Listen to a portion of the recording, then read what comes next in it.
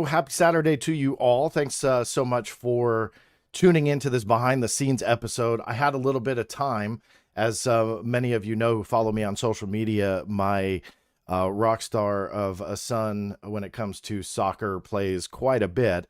And today he's got a training session, and mommy took him, and I had some time. I thought, hey, let's get some work done. We'll do a live stream and kind of hang out on a behind the scenes, take your questions, stuff like that. First and foremost, for those of you who don't know what the behind the scenes are, it's just that I have a segment to record where after this video, I kind of trim that out, make it a little bit more clean, and then put that out as a normal video. So for those who want to join me on these, like I said, it's just a behind the scenes. We hang out, we have a good time, and it's a way for me to take some of your questions as well live while I do this. They aren't for everybody, so I totally understand that, but hopefully you guys will get something out of it. The segment itself, I'm just going to do the one because I don't know how much time I have, and it's just going to be a couple of updates that have happened and occurred since the UAP hearing. We'll go over those when I start recording. If you guys have any questions, please feel free to post them.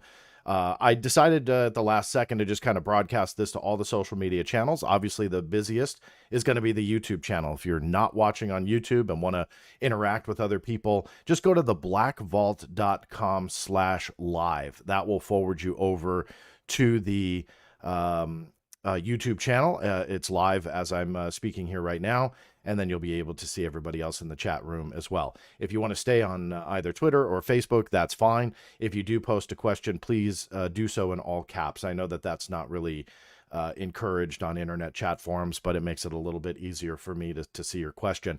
Last time I did pull some of those, but the super chats that come in from YouTube that do support the channel, for those who don't know, 100% of it goes right back into the channel or the website support itself. I don't pocket any of it. Those really stick out on my side. So that's not a ploy to get your money. It's just they are appearing in bright colors as the chat room goes. So you'll probably see me pull those a lot. But again, that's not mandatory. Just put it on all caps so I can see your question. That being said, let me go ahead then and just reset. DBLG, let me pull your question because it's not going to pertain to this segment. Let me see here.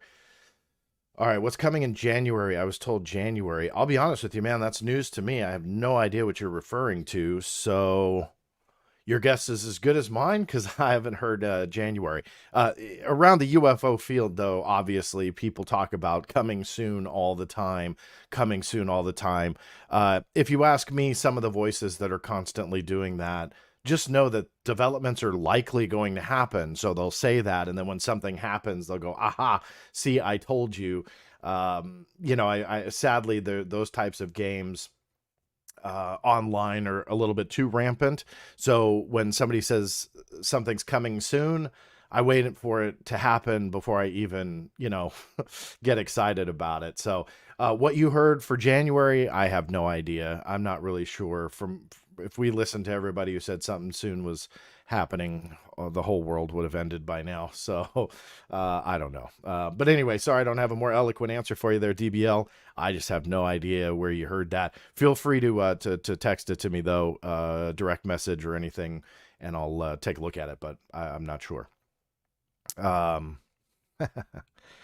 FOIA does not work regarding UAP. Well, Nima, I appreciate your comment. You may want to check out the live stream I did yesterday. Your comment is not uncommon, meaning some people think that. However, I beg to differ on this because it has shed enormous light on quite a few different issues. It's not going to give you a smoking gun alien pilot dead body photo, so we're probably all in agreement there, but such a and this isn't meant to be insulting, so please forgive me if it comes off that way, but it's such a baseless comment, meaning like there's nothing to support that. On the contrary, FOIA has produced a lot. It's not the end-all be-all. Again, contrary to some of what my haters say out there, it's not the end-all be-all. It's not everything, but it absolutely plays an important role. And one thing I did say from the live stream yesterday that I'll repeat here, I guarantee it, even with Schumer's amendment, if it were to pass as written, you will need FOIA more than ever. I guarantee it. There's so many reasons why I'm saying that, especially because the language in the Schumer bill you're going to need it. So mark my words, but more on that to come. So I wanted to pull your comment because it is one of those very, again, not rare things for me to hear, but it's sadly not backed up by anything. So hopefully you'll take a look at what FOIA has produced. Patrick, thank you so much for your support of the channel here as we get going on this behind the scenes. So with that, let me make sure I took that off. Perfect. If you just give me 1 second just to kind of reset and make sure that I've got this written down time-wise, we'll go ahead and go. So bear with me here.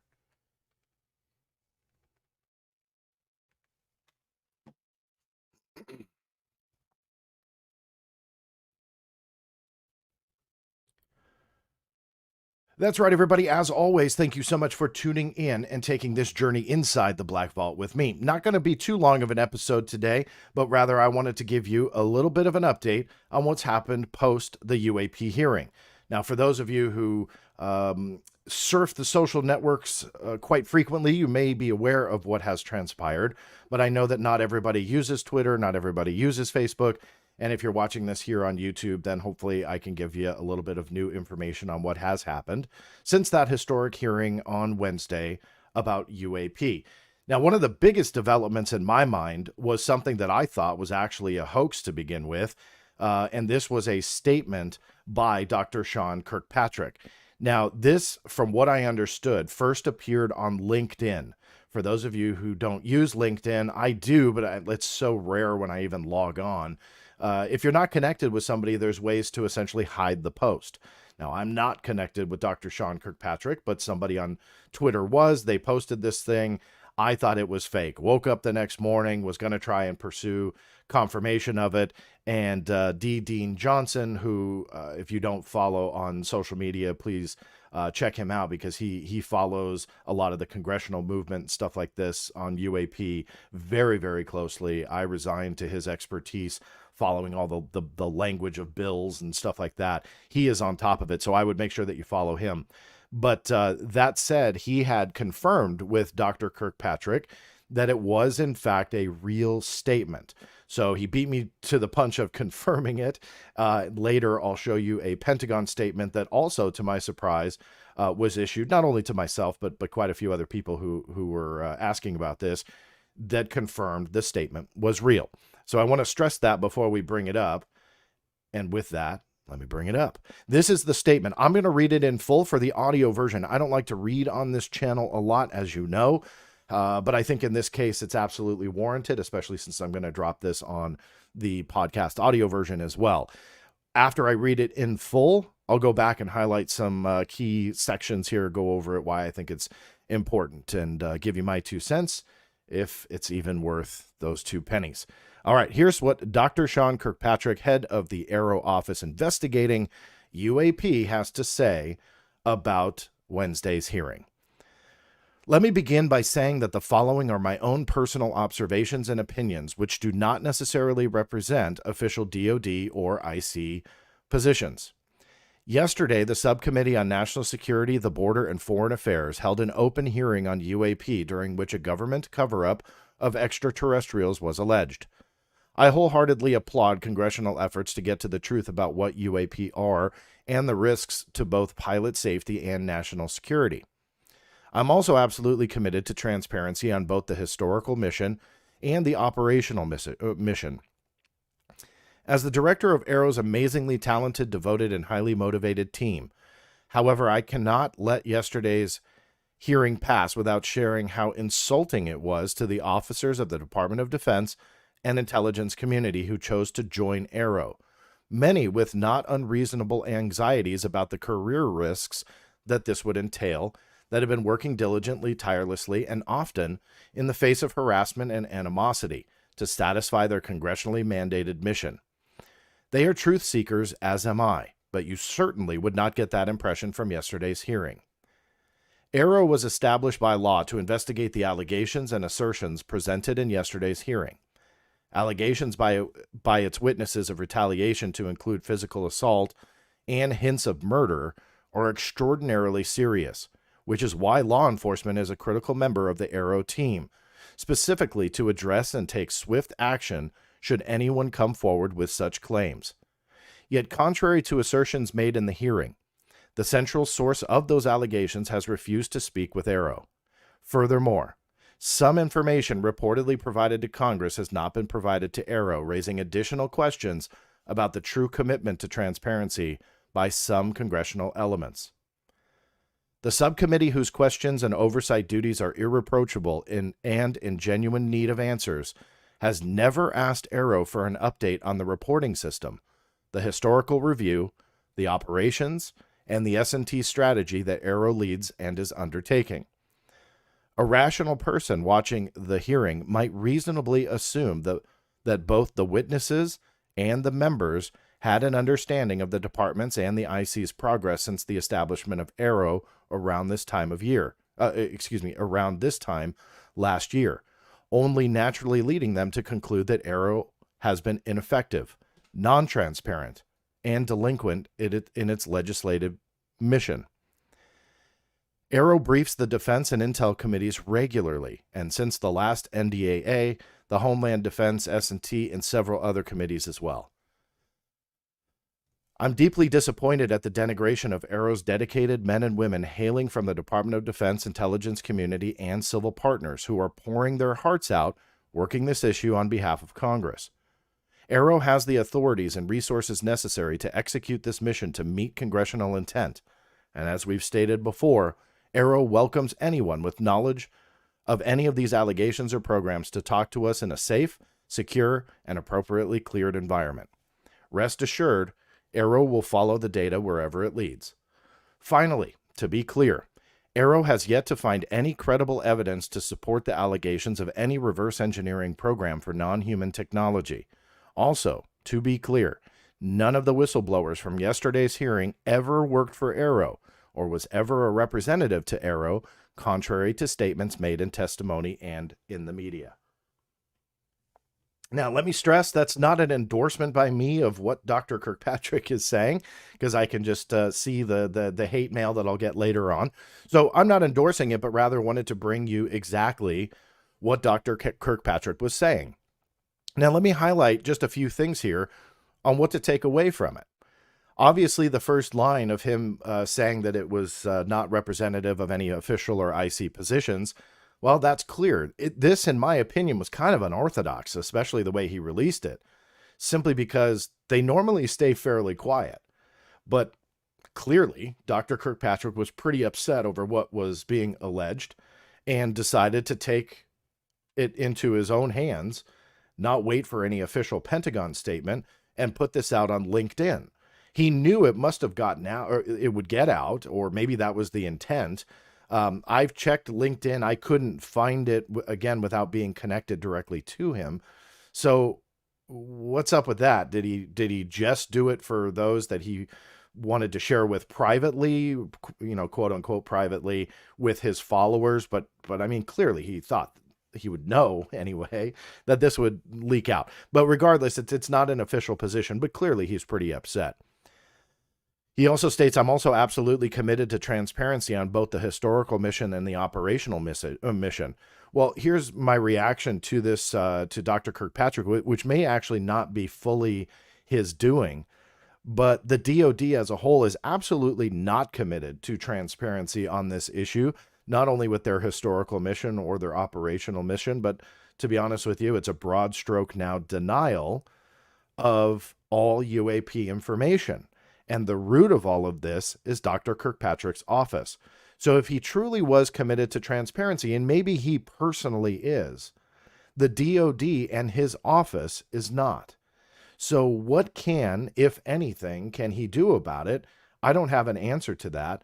But what I can say is that the root of that secrecy, he stands right by it. Meaning he is right there in the thick of it. So if he is committed to that transparency, hopefully we will see that. Because I think in the hearings past that Dr. Kirkpatrick played a role in, or the one prior that spoke about the mission to investigate UAP, it is very, very, very clear and evident that they are not committed to that at all. He also goes on to state allegations by its witnesses of retaliation, to include physical assault and hints of murder, are extraordinarily serious, which is why law enforcement is a critical member of the Arrow team, specifically to address and take swift action should anyone come forward with such claims. Here's how I took away from this, because the law enforcement, for those who aren't aware, the law enforcement exemption, which is B7 under the Freedom of Information Act, is now being utilized 100% across the board on Arrow/UAP related requests. Now, Arrow is not a law enforcement arm of the DoD. They are not a group within a law enforcement agency. So how can they get away with that? Now, I've done a full video breakdown, so if you're curious about what tactic they're using right now, check it out, because I think that it's really of interest for those who follow the secrecy, but also may have a false representation of what the transparency currently is. And the short of it, without going through the whole story again, is that they claim that if they were to reveal any type of either interview transcript or list of interviews or anything like that, that it would reveal law enforcement techniques or interfere in a law enforcement investigation. Now, it's my point of view that that is a 100% bunk argument. And I can tell you a couple of the topics that were denied were the interviews with Robert Jacobs, with Robert Salas, obviously much more historical. Remember that historical mission part of his statement there? It was much more geared towards the historical aspect of what they're collecting with incidents from the 1960s. Yet they claimed that those interviews were exempt under FOIA B7, exemption B7, which was that law enforcement exemption. What was also denied were specific Arrow case numbers. I actually just picked them at random. Last year, I got a listing of all of the Arrow case numbers, which was pretty interesting to get. I mean, they didn't reveal places or anything like that, but rather file numbers. And so I went after 5 random numbers. All 5 were considered exempt. I can also tell you a couple that I have not announced for no other reason other than the evidence for me was there that they were doing these blanket denials. But I even went to communications between Arrow and Dr. Gary Nolan. And I also went through a couple other cases trying to figure out who was Arrow talking to and who was giving them information. And yet all of those as well were denied. UAPX, the organization, which I believe has openly admitted to talking to Arrow. They posted, I believe that they had posted that on the internet. You know, I was going through those communications too to figure out, okay, what is Arrow taking seriously? Who are they taking seriously? What are they talking about? All of it, 100% exempt. So back to Dr. Kirkpatrick's statement here and the fact that he was talking about how law enforcement is a critical member of the Arrow team. The last part of this was interesting to me. Should anyone come forward with such claims? So it's like nobody has yet. And that brings me to the next part of this, because some of you may say, well, wait a minute, Grush has put those people that have alleged such things in contact. He's put them in contact with the proper authorities. Now we can assume that maybe that's not Arrow, because Dr. Kirkpatrick says the central source of those allegations has refused to speak with Arrow. So did Dr. Kirkpatrick get wind of what was going on and he reached out and they refused? Did they make contact with Dr. Kirkpatrick? He tried to set something up. They backed out. I don't know. There's a lot of variables there that I don't think have been announced yet.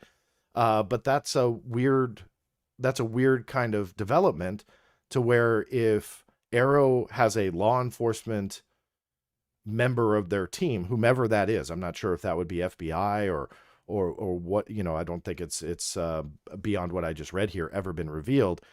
But regardless, it's there. Are they not confident that Arrow or Dr. Kirkpatrick can take action?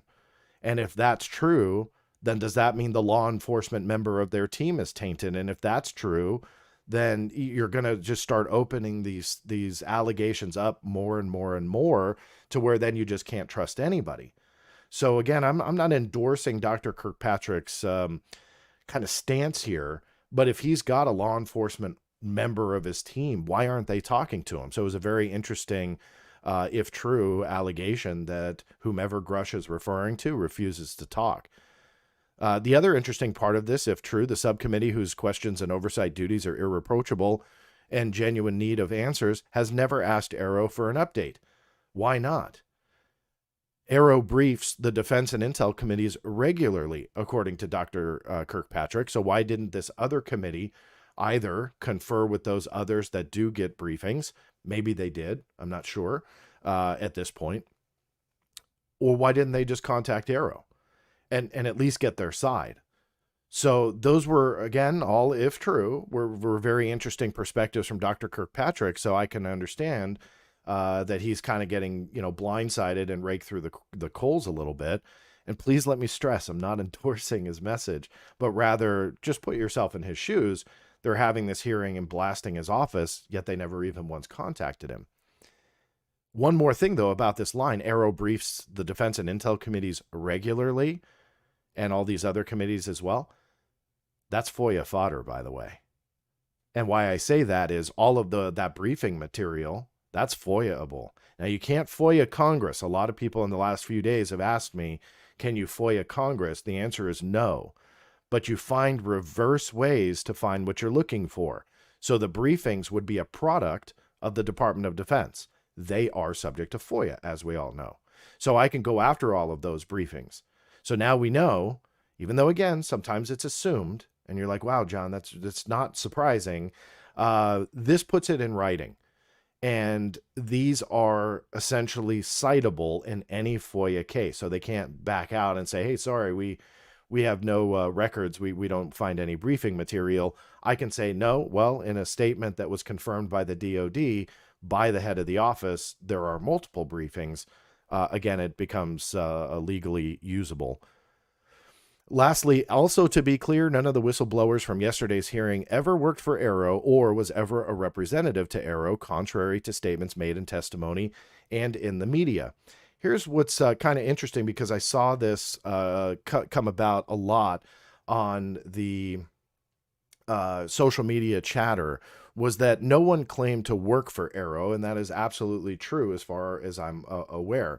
However, what I think many people misunderstood, and this is going to get into semantics, and I think both sides need to clarify this, it does go to the heart of what David Grush was stating. In his opening statement, you'll see here, let me see, yes, this line, I was my agency's co-lead, the National Geospatial Intelligence Agency. So he states, I was my agency's co-lead in unidentified anomalous phenomena and transmedium object analysis, as well as reporting to UAP Task Force and eventually Arrow. So Grush actually did make the claim that he was the representative to Arrow. So going back to Kirkpatrick's statement where he says they were ever a representative to Arrow, not of Arrow, but to Arrow, Dr. Kirkpatrick is pushing back on Grush's claims. That's how I read it anyway. If you guys have a different idea, please, by all means, I'm not saying I'm 100% right here, but he's essentially saying that when Grush was with the NGA and he claimed to be representing the NGA to Arrow, Kirkpatrick is saying, nope, nobody there, didn't name Grush by name, but he was the only one that made the claim, said nobody there was a representative to Arrow of their respective agencies. So, here we go again of one person saying this was my job, and the DOD, albeit in an unofficial statement, is stating otherwise. I'll say it 1,000 times. It's not an endorsement by me that Kirkpatrick is spewing gospel here, but why isn't anything ever black and white and easy? Just as simple as a representative for an agency speaking to Arrow. And that's what I don't understand. Like, it's not some big conspiracy that he held this position. So why would the DOD feel the need to lie about that? I've always felt that about Luis Elizondo as well. Why lie?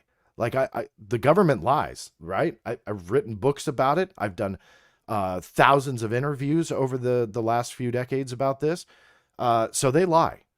But you have to look at motivation for the lie. So what do they have to push back? Is it for credibility reasons? Well, do they really have to knock the position? Because we know he did the work. I mean, I don't really have reservations on that. I mean, Grush seems incredibly well versed when it comes to conveying what he was doing for the NGA. So it doesn't really surprise me that he would have this position. So why would Arrow feel the need to push back on that and go, no, they were never a representative to Arrow? That it just to me is so weird, because here we go again on the merry-go-round of claims of, yes, I did. DOD says, no, you didn't. And I can't see the motivation. I know that a lot of you may think that it's just to discredit him, and maybe, but you can discredit in much easier ways when somebody is talking about non-human intelligence, craft, technology, and dead alien pilots. My guess is you don't have to go to like, oh, no, you weren't a representative to Arrow to discredit that person. My guess is they can find other ways to do it, like saying there's no evidence to what Grush is claiming. So it's just weird. Again, I know that it's just going to be the easy fallback of trying to discredit Grush, but it's just a weird thing to see play out yet again, because I can't really see that motivation for it. Now, I had mentioned that the statement itself was confirmed by D. Dean Johnson with Dr. Kirkpatrick. Look, I trust Dean. I think he's an amazing researcher and individual. And with that said, I always kind of worry when somebody says, yeah, I confirmed it with so-and-so, but there was no real statement or whatever. So it wasn't me doubting it, but a lot of people had reached out to the Pentagon as well. Susan Goff, all things UAP related, comes from her office. She actually issued a statement about this. I got this yesterday. She states the following: the department is aware of Dr. Kirkpatrick's post, which are his personal opinions expressed in his capacity as a private citizen, and we won't comment directly on the contents of the post. We do want to reinforce the department's unwavering commitment to openness and accountability to the American people and Congress. The dedicated military service members, civilian personnel, and federal contractors who support Arrow's efforts are deserving of the full confidence of our lawmakers and the American public. While much remains to be done to fulfill Arrow's mandate, Arrow's committed team has made great progress since its establishment only a year ago. So there you have it. Totally legit statement. We kind of already knew that, but it's official. One of the other updates, and then I'll get to some of your questions here for those who are watching on the behind-the-scenes live stream of this, is a action by members of Congress. This was really encouraging for me to see, simply because, look, despite my skepticism of some of Grush's claims, I believe that the witness testimony from Ryan Graves and David Fravor was solid. But again, despite my skepticism of some of the more elaborate claims by David Grush, I had feared that after that hearing, it would just kind of deflate like a balloon, pardon the pun. And, you might still have Tim Burchett out there and Anna Paulina Luna talking about it. But who else was going to jump on board? And to my pleasant surprise, there was a letter that was sent to Speaker of the House, Kevin McCarthy, by Matt Gaetz, Anna Paulina Luna, Tim Burchett, and Jared Moskowitz to push for a House Oversight and Accountability Committee, a special select committee on UAP with subpoena power and everything. So in essence, they were looking to create a new committee based just on one effort to figure out the truth behind UAP. They would have subpoena power. They could go out and get the information that they need without hindrance, hopefully anyway. So I won't read the whole letter to you right now, because you just heard me blab about Kirkpatrick's statement and reading through that. But I would really urge you to kind of go through and see what they want to do with this select committee that they want to establish, and hopefully they will get some results. But it was encouraging to see that they're taking action. Now, as far as I know, as of the recording of this, Speaker McCarthy, I didn't see any response to it publicly. My guess is when you create a select committee like this, It's going to be a little bit of time. So we'll see how that plays out. But encouraging nonetheless. So my compliments to these 4 congressmen and congresswomen for taking the initiative, trying to push for answers, and hopefully they will get them. So we'll see what happens there. I don't have a slide for this, but then I'll take some of your questions. I did remember this. The Eglin Air Force Base incident with Congresswoman Paulina Luna, Congressman Burchett, and Congressman Matt Gaetz, they had that story at the hearing. Matt Gaetz was the one that really went into detail about it. I'll be surprised if he didn't go too far with his statement. This was a classified briefing, and he gave details of it in an open hearing. When it comes to UAP, all things UAP, they are classified. So either he got permission to tell the story, or maybe he stepped over the line a little bit. Regardless, kind of fun to hear a little bit about that UAP incident at Eglin Air Force Base in the Gulf of Mexico. But that said, that, as you can imagine, the story behind the pushback by Eglin Air Force Base to Burchett, Luna, and Gaetz when they were down there, I filed multiple requests to kind of dig into that and see exactly what was going on. Who did what, who said what, will hopefully get a little bit of transparency there. Most of the communications, because it's not going to all be over the telephone, are likely unclassified and are FOIA-able from the side of Eglin Air Force Base. Again, can't FOIA Congress, but you can the Air Force Base. So I'm looking for all of the communications between the base itself and the members of Congress listed here and their staffers. So why I point that out about it being unclassified is hopefully there won't be a whole lot of pushback on accessing that through FOIA, because it was not classified. What aspects were classified ties into the hearing that Representative Gaetz got when he was down there, and Luna and Burchett were not cleared, according to Eglin Air Force Base, to hear it. So I filed a mandatory declassification review for that hearing material. We are led to believe there were two hearings, if you listen to the stories, one of which was about air safety, and I forget the exact terminology that they had for it. But when they went down there, I think it was Burchett who was recounting the story, and he says, hey, wait a minute, we're here for a UAP briefing, and you guys are giving us some air safety thing. I think that's what it was, air safety. But regardless, it was not UAP.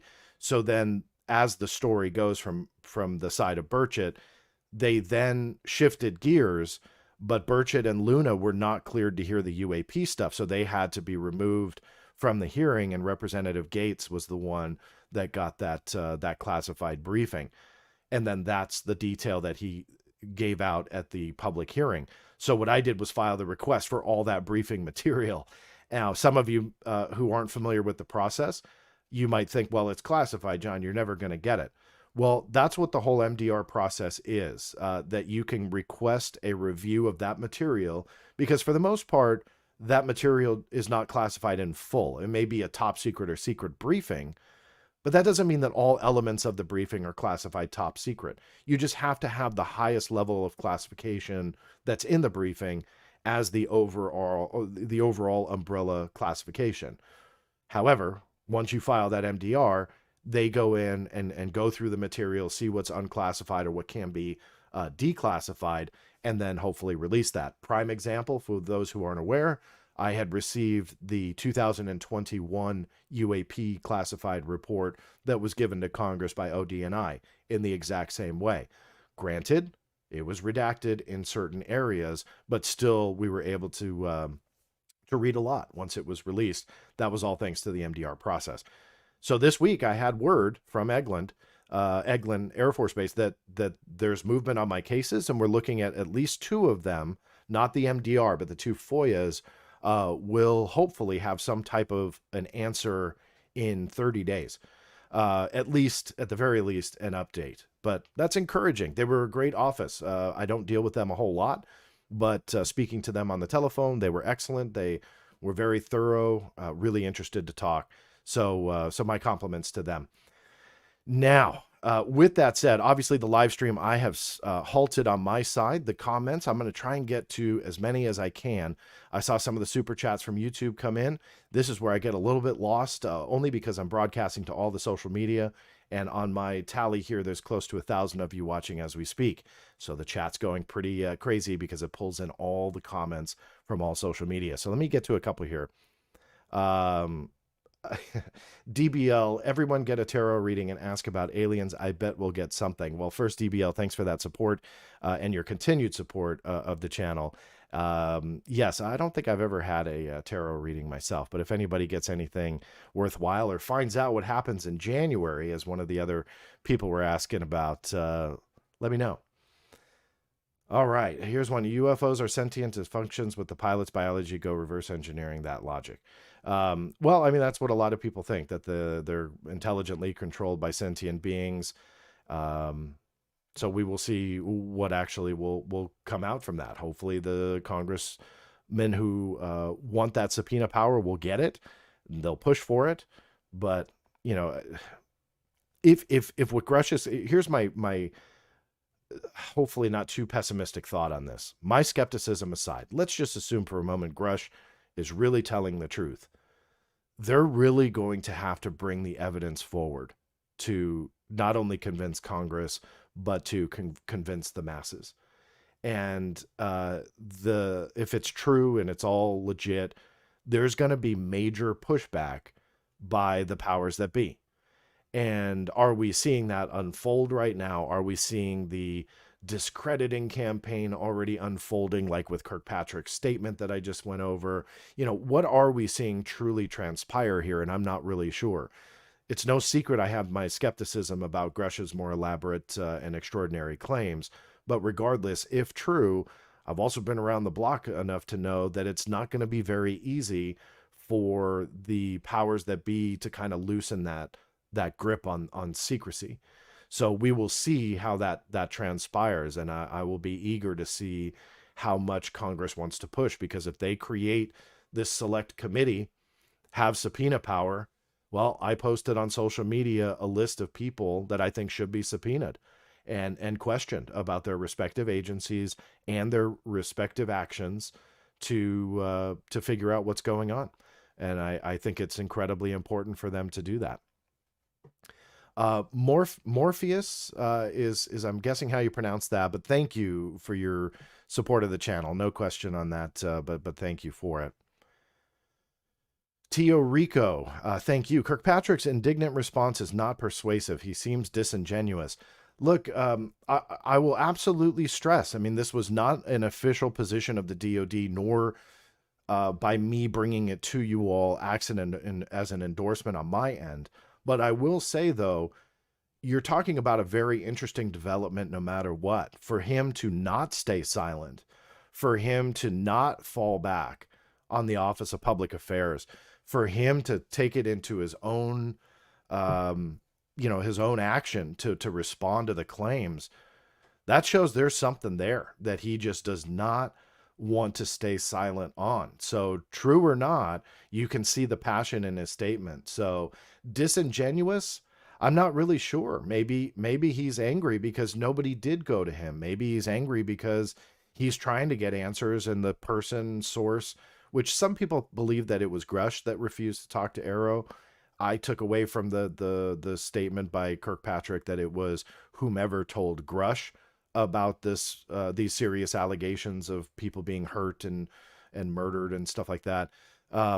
Regardless of who actually he was referring to, you know, we can't knock Kirkpatrick if they really are not willing to talk to him.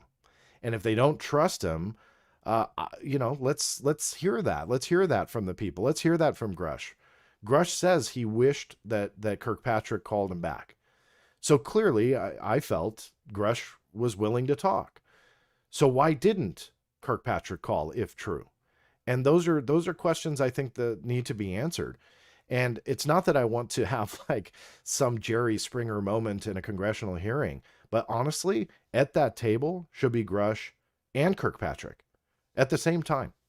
And they should be able to communicate face to face in a public hearing. And if the allegations, again, are true from either side, let's put it out there. Let them discuss, see if things are maybe a misunderstanding or political grandstanding has blown some things out of proportion, or, you know, whatever the case may be. But Let's get those types of moments in there. And I think that that's really what has to happen, in addition to getting a lot of agency heads and people that played a direct role in the secrecy and try and dig in on why. Juan Pablo Corsi, Lou Elizondo is so full of, okay, please stop this nonsense. Also, stop paying attention to Avi Loeb. What an attention seeking. Well, strongly worded there, Juan. Uh, Look, as critical as I am to some voices, I still support those voices should be heard. And despite my criticism of Luis Elizondo's claims, since you brought him up, I still think that he should have the opportunity to state his case. But with that said, I think that people should also have the opportunity, and deserve to have the chance to respond and question. And I think that when it comes to that point, everybody wants people like Luis Elizondo out there in front of the cameras telling his story, which is fine. But the minute you question it, all of a sudden, a lot of people, not everybody, but a lot of people start pushing back on that. Like, how dare you question them? And it shouldn't be like that. So, Juan, respectfully, thank you for your support of the channel, by the way. But look, let him speak. But in the same respect, let's ask for proof. And nobody should chastise anybody who's asking for proof of these claims, not only from Luis Elizondo, but look, if Avi Loeb, shifting gears, but Avi Loeb, who you just mentioned, if he's making claims too about what he recovered from the bottom of the sea from a scientific standpoint, it's worth questioning. So let's do that. And I think it all comes down to those that don't want that to happen, which is unfortunate because I think that it really hurts the conversation as a whole. No one should be silenced. Everybody should have their opportunity to speak. But there comes a point where you can't just rely on it's all just a big cover up. I bring no proof to you, but believe what I say. And that goes to Luis Elizondo. That goes to David Grush. That goes to anonymous sources that get quoted in media. That goes to Eric Davis, who said there's off-world vehicles. That was printed in the New York Times. Those are explosive claims to make. And I believe that they have the right to make those claims. But we have the right to demand some type of evidence or backing up to it. So thank you for your comment there. And sorry, I respectfully disagree on parts of it, but I appreciate it. Johnny Horrible, wouldn't Jacques Vallée be the perfect person for the next hearing? He was in Project Blue Book, right? Well, when it comes to Dr. Vallée, I mean, obviously he's got a huge history with a lot of this stuff. I think that he's got a lot of background. I think he would play an important role. But respectfully, I think, and this isn't against Dr. Vallée, I think that this is something that we need to move beyond. The foundation for UAP, these phenomena, because I think that there's multiple facets of it, but the foundation to prove these phenomena are real is solid in my book. There's already ample evidence in the form of documentation and now even official. Like, you can discount everything that came from somebody in the general public, but when you go to the DoD itself, they are now producing some visual imagery of objects that they can't identify. So whatever they are, alien or not, we don't know, it's solid.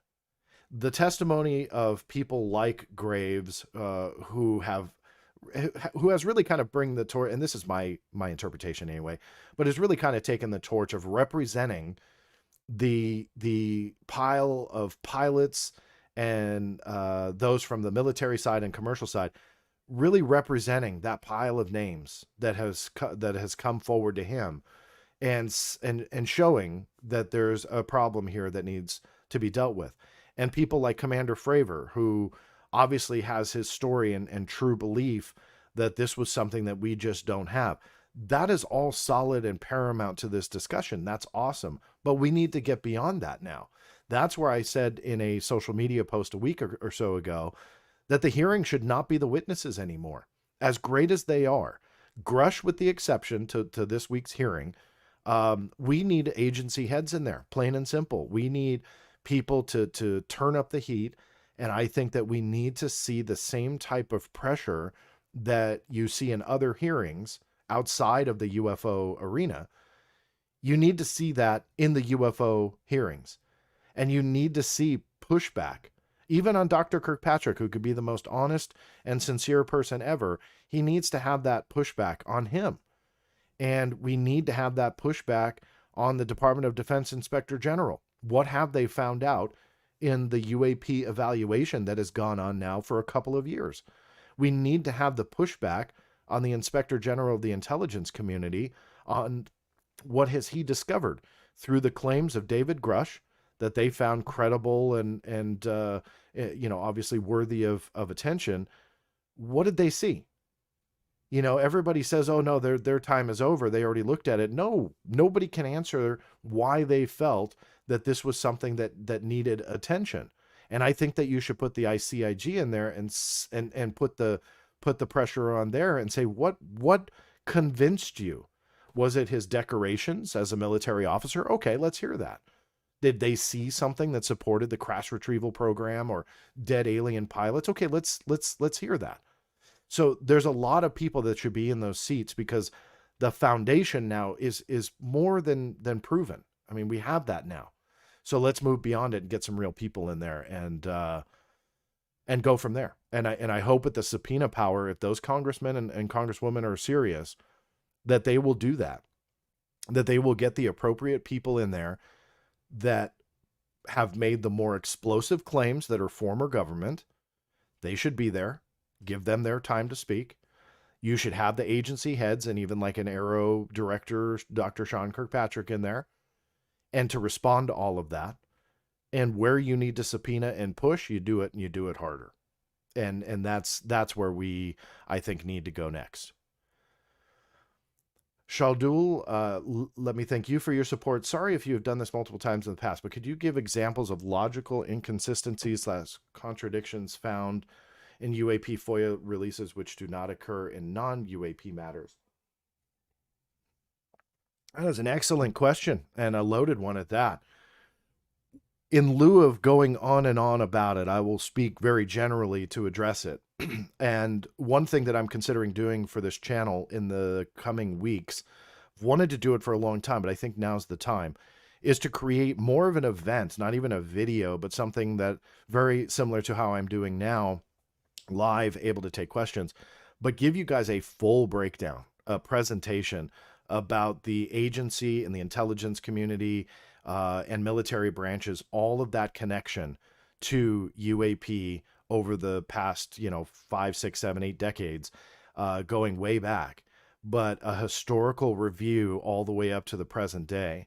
And I think that would really kind of show you a lot of those inconsistencies and contradictions. But to quickly address your question, I think a lot of people forget that the blackvault.com is about maybe 5 to 10% UFO related material. That's it.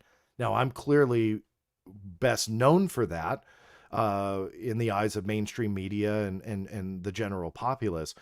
But I have this huge archive of material that about 17 to 20,000 people a day visit, that a lot of people have no interest in UFOs. They're downloading everything else. And out of all the topics that I've researched and hit through FOIA, UFOs and UAP is the #1 most problematic. And the secrecy has only strengthened in the last 5.5 years. The inconsistencies are primarily prior to 2017, primarily. And that inconsistency list stems from the government and military stance that they had no interest in UFOs or UAP, and that they did not want to deal with it at all.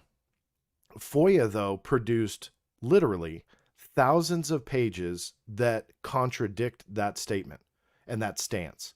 That not only were they interested in it, it was considered highly classified at the top secret level, and it was material that was the hardest to get a hold of. I was getting material about nuclear weapons and how they are made easier than UFO and UAP related information. Why? So those types of inconsistencies between looking at highly sensitive topics away from UFOs and juxtaposing that with UFOs, and you realize, wow, there's something to UFOs. And that was the basis of my research literally for decades. 2017 changed that. All of a sudden, the conversation changed a little bit.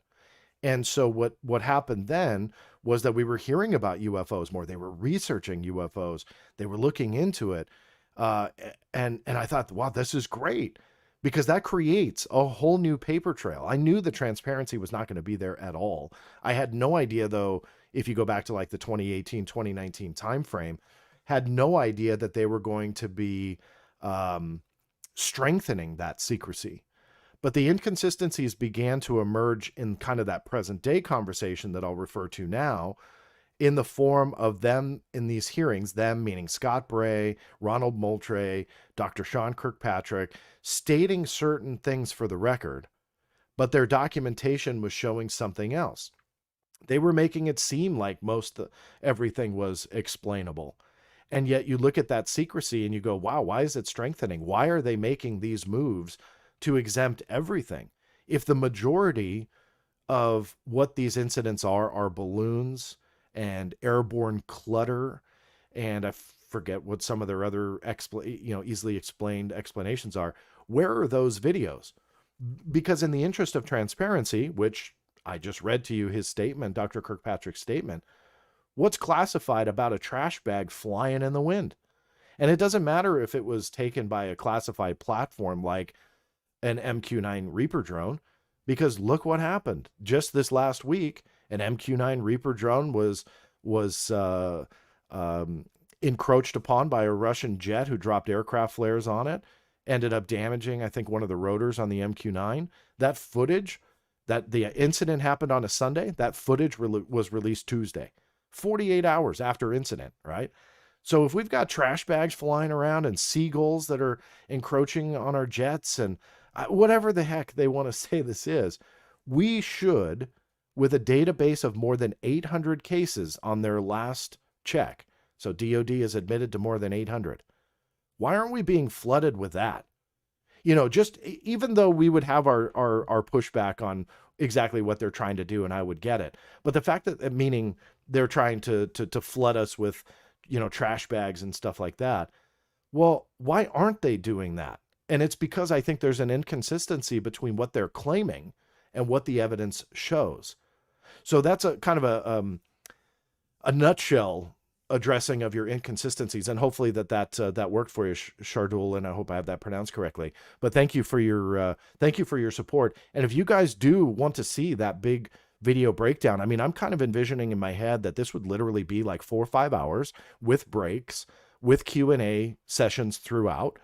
And again, more of we'll even call it like a UFOs 101, so to speak, but not really the basics, digging in and showing what this cover-up is. Because I think many post-2017 people that have come around and they're interested in it because of the 2017 article, and they kind of only care about the recent stuff. They see me as this big major skeptic. And although I am skeptical about some of the bigger claims out there for numerous reasons, I'd love the opportunity to show you guys why I'm still around after 26, 27 years, because I think some people may actually be pretty surprised by it. So if you want to see something like that, let me know. It's free. When I say event, it's not ticketed or anything.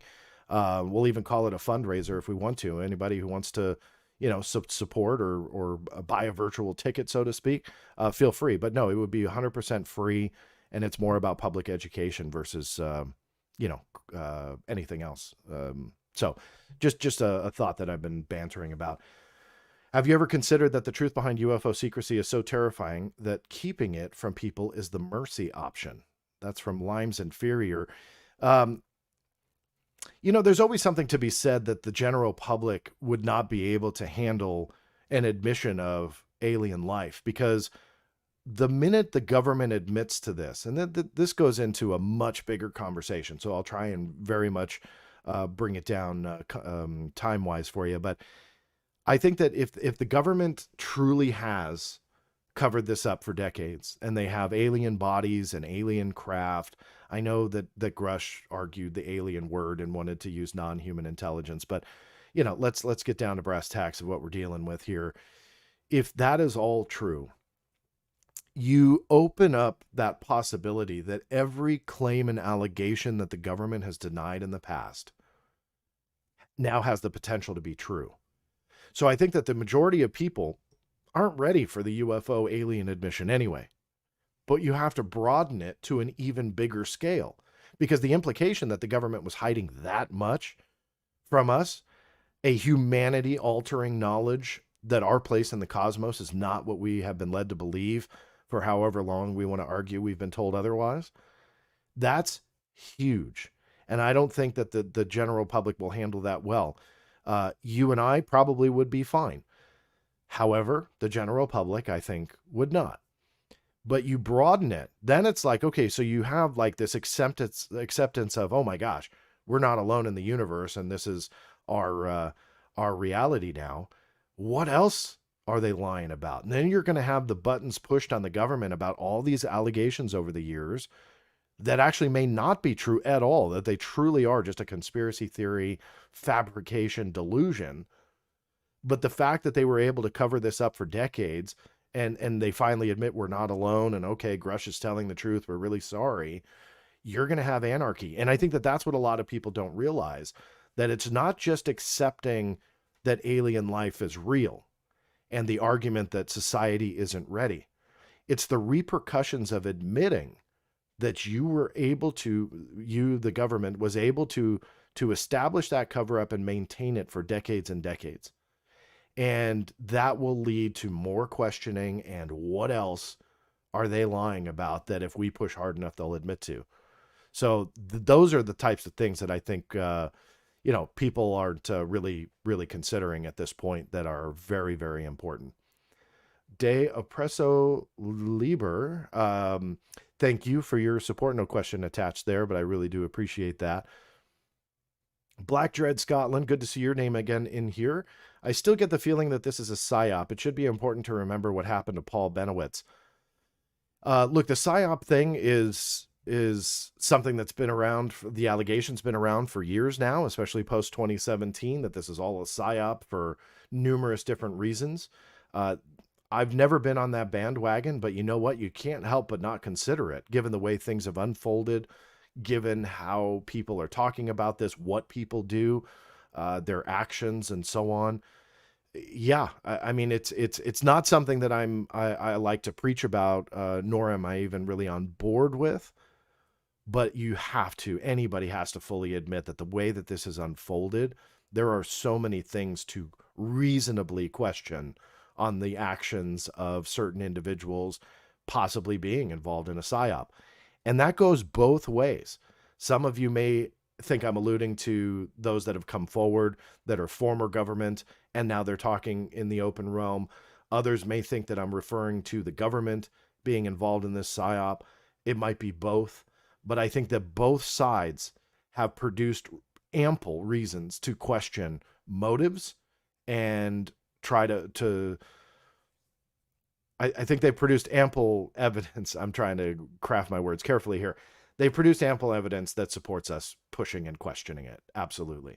So a psyop is not the first thing that I usually lead off with, nor, again, am I on that bandwagon, but man, can't help but not look at it and start questioning it. Is there a way to get Vatican archive records on the UFO crash in the 1920s and 30s and transfer to U.S. military post-World War II? Other than writing and asking, or what their records accession rules are, I don't know. I saw the question a lot about FOIA-ing the Vatican. You cannot do that, obviously. The FOIA only applies to U.S. agencies and military branches. So that's definitely out. But the information that they would have on something like that, I think you would have to just literally call or write the Vatican and ask, like, is there anything that you can offer this? Going through some more questions here. Let me see, 1204. Holy moly, you guys are great with your support and questions. There's tons of stuff. I apologize if I'm not seeing all of them, and I know that I'm not. Have you made FOIA requests to find out about U.S. documents that tie into the Italian documents that recently came out regarding the Mussolini UFO? There's a page on the Black Vault that deals with that Mussolini story. This was given permission to me by Philip Mantle, who published the book that was all about this. And on there are documents and graphics and stuff like that. I don't endorse any of that information. That's for archival purposes. So I would definitely, though, check that out, and you'll be able to kind of see the breakdown of some of those documents. Could I FOIA anything on it? There's really, in my opinion, nothing that I would be able to FOIA on it, just from a U.S. side, but rather Italian researchers. I don't know to what extent that they may have or what their open records laws are, but I would definitely fall back on somebody who speaks Italian or who is in Italy that can pursue that. But I think that would be the way to go versus our own intelligence agencies. Juan, thank you again. I expressed myself wrong. What I was saying about Elizondo is that I was a counterintelligence officer, so his job is to distort. So he clearly knows about reverse. He clearly knows about reversing, and he's giving crappy version, obviously. Um, Interesting perspective, Juan. Absolutely. The counterintelligence background to him is something that I think should concern everybody. And only if it's just a concern to go, hey, what exactly, are we potentially distorting?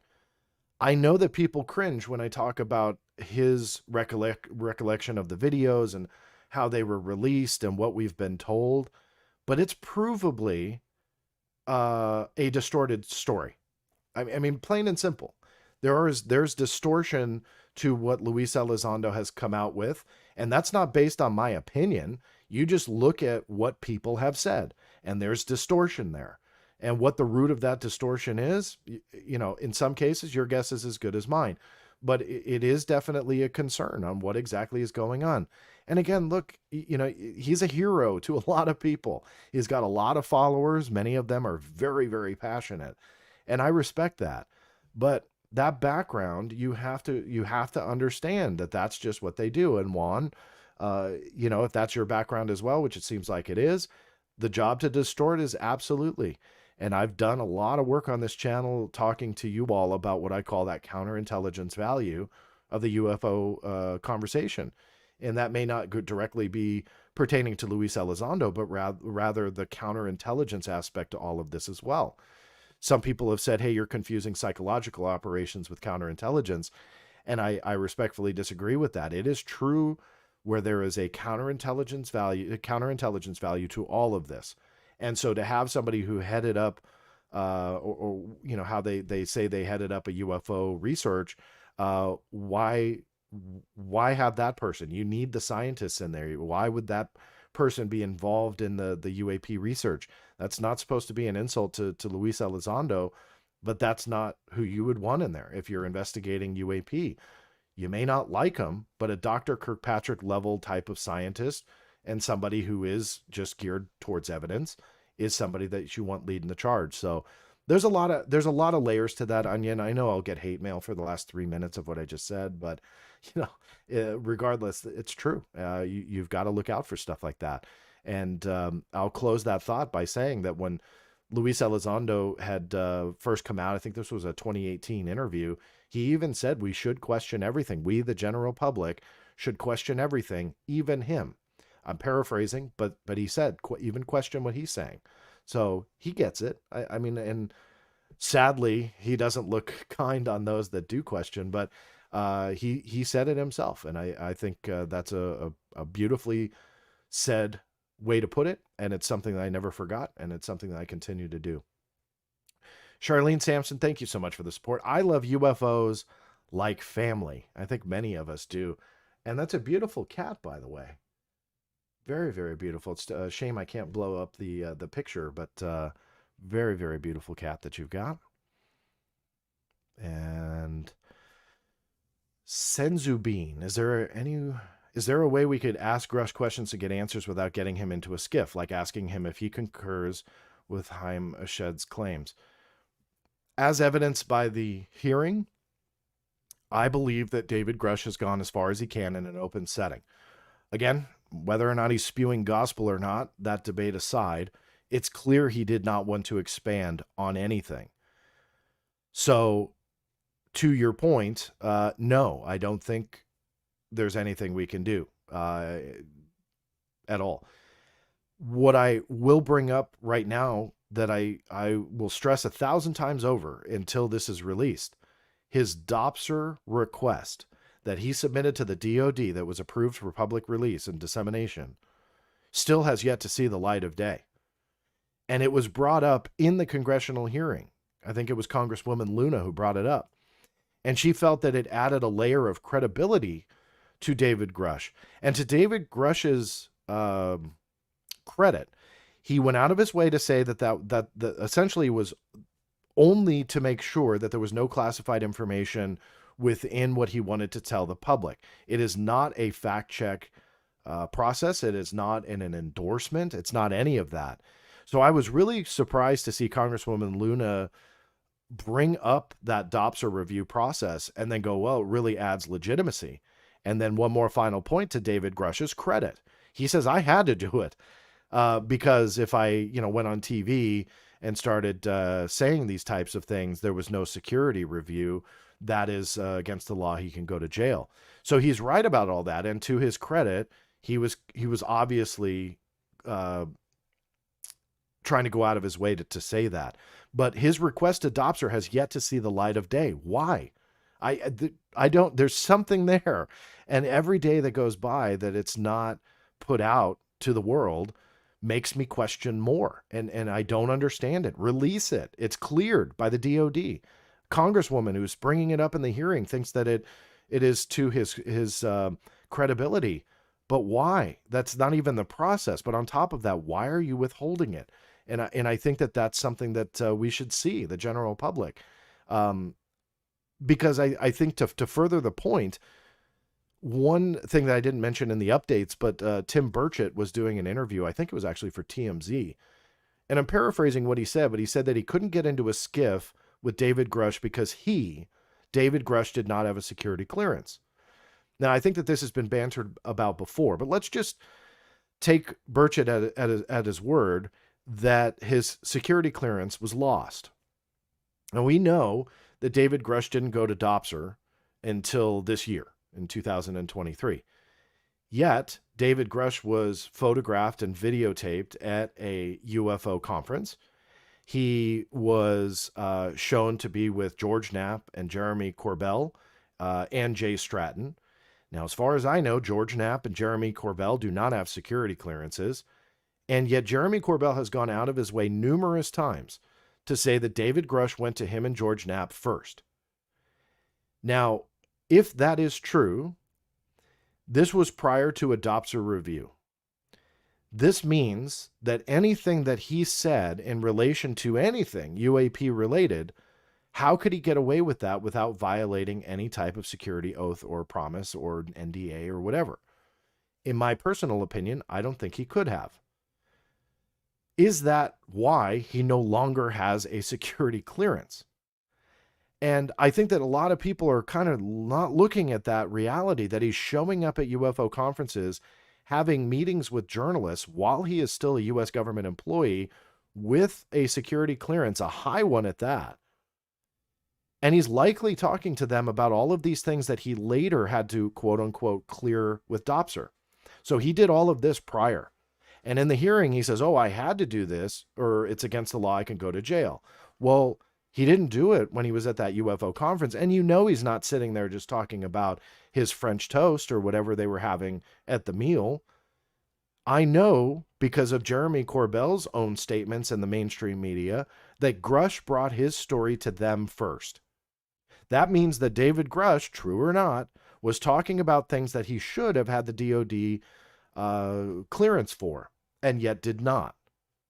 So how much of this plays a role? How much is the reprisal that we have hints at, but we don't have the details of? And rightfully so, it's an ongoing investigation. But you still have to ask the question, was going to journalists talking about your UAP related work maybe part of that? Was there a concern that he was taking classified information from his UAP investigations and leaking it somehow? You have to ask this question. It's not an allegation, but it's an important question, right? I hope everybody would agree with that, because the two journalists he was talking to just so happened to have had numerous UAP related leaks published on their website. The last two of which, or excuse me, not the last two anymore, but two of which I believe were classified. I'm 99.9% sure they're a classified product. That would be the Mosul Orb. That's based on my FOIA request and it being kicked back. And the Baghdad Phantom. And the reality, and I have this in writing from the U.S. military, that MQ-9 Reaper drone footage is inherently classified. Unless it's a public mission that they aim to essentially release that footage. I don't have an example, but that was in the statement. That was not the Baghdad Phantom. That was not some kind of PR mission to release that to the general public. So with that said, that's classified information in my opinion. And so you now have a top secret cleared high ranking individual meeting with journalists who happen to be publishing leaked material through the past year plus. There has to be a concern there. And is that reprisal? Does that have anything to do with him losing his security clearance? And I honestly, I don't know, but we should ask those questions. Morpheus, thank you so much for your continued support. I'm going to have to end the stream at 12:19, and I'm probably going to be missing some of you guys. I'm sorry. I'll revisit the, especially the super chats that I've missed here if I have to go, but let me see if I can get a couple more. Was Arrow involved with the shoot down cases? Will those be declassified after 22 years? I have an appeal. They were denied the shoot down cases with the exception of the YouTube photo that was released. All the videos are classified. The 25-year rule is essentially under Executive Order 13526, but in short, you can still request reviews of the material. We'll see how my appeal plays out. Was Arrow involved? Yes. In the hearing, Kirkpatrick said he was called. So there is clearly a connection between Arrow and these balloon cases. Morgan, thank you for the update. Well, thank you for your support, Morgan. It's good to see your name here as well. I really do appreciate that. Did you go over Robert Salas's response to Kirkpatrick? If you're talking about something that was published like in the last day, like when Kirkpatrick wrote a statement yesterday, I have not. So, Kate, if you could maybe let me know through a direct message. Direct messages are open on Twitter or on YouTube. Feel free to let me know. So I'm not entirely sure what that would be. I feel if nature struck, I feel if it were aliens, we would have been told by now. I feel this is something else we won't necessarily be happy to know about, or at a minimum, harder to take as a people. Nature is a great comment. I appreciate that. Nothing to add, really. I don't think that the alien admission is coming, sadly. Brett, please share thoughts on the letter between Sarbacher and Steinman regarding von Neumann, Vannevar Bush, and Oppenheimer saying UFO higher classification than H-bomb. I think that there was something posted on Twitter today revisiting some of these documents. Brett, I don't want to dodge your question, but let me get a little bit more well-versed on that, if you don't mind, before I dig in. And I'm happy to address it. So please, you as well, I'm going to write a note to myself.